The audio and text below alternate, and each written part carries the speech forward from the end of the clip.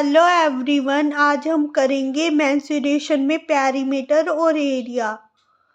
Perimeter और area में हम सबसे पहले करेंगे पेरीमीटर। पेरीमीटर क्या होता है? पेरीमीटर जैसे कि यहाँ पे एक फिगर दे रखी है, मान लो यहाँ पे एक फिगर दे रखी है और उसकी जो बाउंड्रीज है,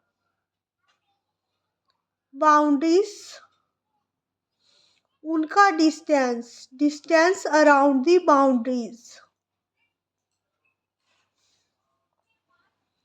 डिस्टेंस अराउंड दी बाउंड्रीज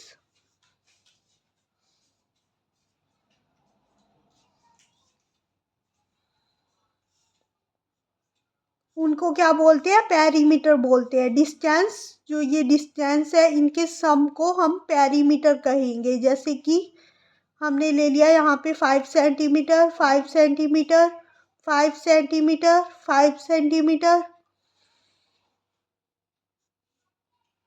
तो डिस्टेंस का जो सम है, बाउंड्रीज के डिस्टेंस का जो सम, उसे लेंगे हम। 5 + 5 + 5 + 5 तो कितना हुआ? 20 सेंटीमीटर आया हमारा पेरीमीटर। तो इस तरह से हम देखेंगे कि पेरीमीटर में स्क्वायर का फॉर्मूला क्या होता है। स्क्वायर का फॉर्मूला, स्क्वायर वो फिगर होती है जिसकी चारों साइड्स इक्वल होती है, 4 साइड्स इक्वल होती है, 4 की 4 साइड्स इक्वल होती है। यानी कि अगर ये साइड 6 सेंटीमीटर है तो अदर साइड्स भी 6 सेंटीमीटर होएगी। तो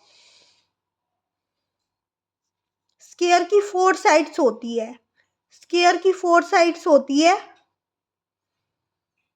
तो 4 बार प्लस करना पड़ेगा 6 सेंटीमीटर को।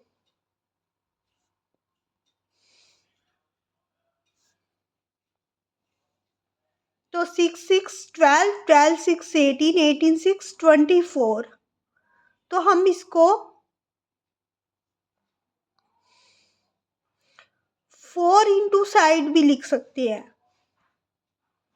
4 इंटू साइड, इसका फॉर्मूला है 4 इंटू साइड। हम सीधा 4 इंटू साइड लगाएंगे, 4 इंटू 6 सेंटीमीटर करेंगे, आ जाएगा 24 सेंटीमीटर। यानी स्क्वायर के पेरीमीटर का क्या फॉर्मूला है?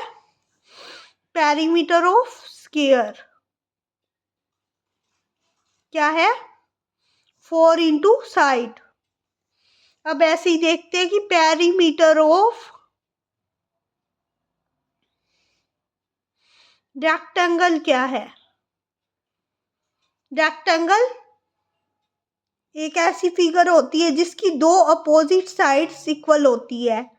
ये तो होती है लेंथ, ये होती है ब्रेथ, ये भी लेंथ, ये भी ब्रेथ। तो फॉर्मूला कैसे बना?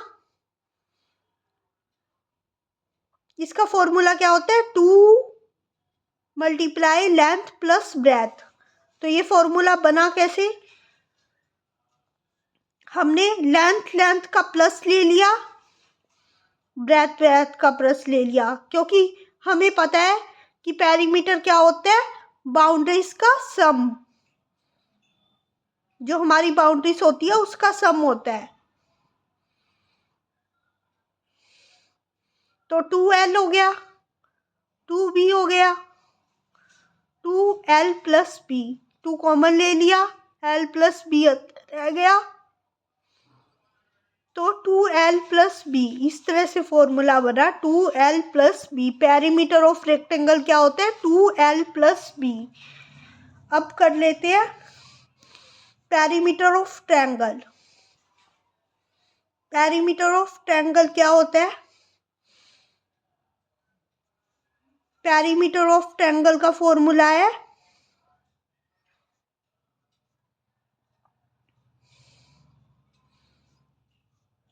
3 इंटू साइड।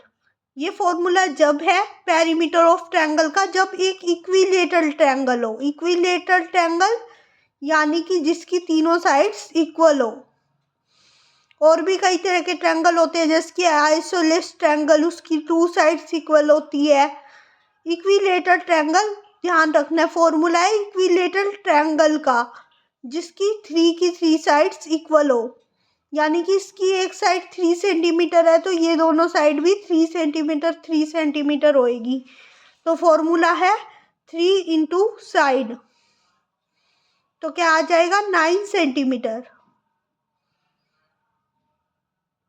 9 सेंटीमीटर आ जाएगा। अब हमने पेरीमीटर देख लिया, पेरीमीटर स्क्वायर का देख लिया, रेक्टेंगल का देख लिया, ट्रायंगल का देख लिया। अब हम देखेंगे एरिया, कि एरिया क्या होता है।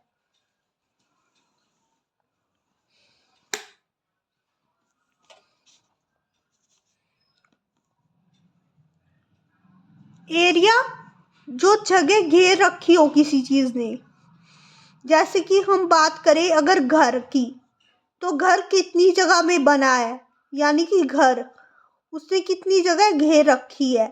घर कितनी जगह में बना है तो हम कहते हैं इतनी जगह में बना है, तो उसको कहते हैं एरिया, इतने एरिया में बना है घर।